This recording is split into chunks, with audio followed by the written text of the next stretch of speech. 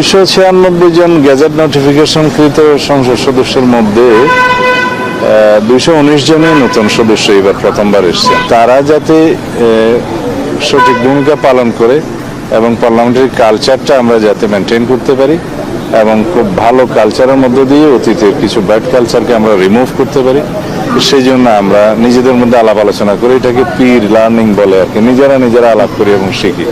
এখানে rules of procedure সম্পর্কে, parliamentary practice and conflict of interest এই বিষয়ে আমি কথা বলেছি।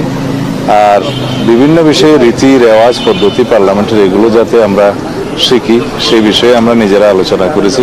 বিশেষ করে constitution, rules of procedure, customs convention of the house এগুলো নিয়ে আলাপ হয়েছে এবং তার সাথে পৃথিবীর বিভিন্ন পার্লামেন্টের যে সমস্ত পার্লামেন্টের রেফারেন্স আমরা দিয়ে থাকি, হাউস অফ কমন্স এবং বিভিন্ন দেশ যারা স্ট্রং গণতন্ত্রের চর্চা করে থাকে সেই সমস্ত দেশের পার্লামেন্টারি প্র্যাকটিসের উপর আমরা কথা বলেছি। রেফারেন্স বুক আমরা দিয়েছি, বাংলাদেশে অনেক কিছু রেফারেন্স বুক আছে সেগুলোর কথা বলেছি।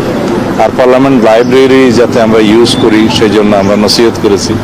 এইভাবে আমরা নিজেদের মধ্যে নিজেরা আলোচনা করে নিজেদেরকে স্ট্রেংথেন করার জন্য, এনরিচ করার জন্য পার্লামেন্টারি প্র্যাকটিসে সেই চেষ্টাটা আমরা চালু রাখছি।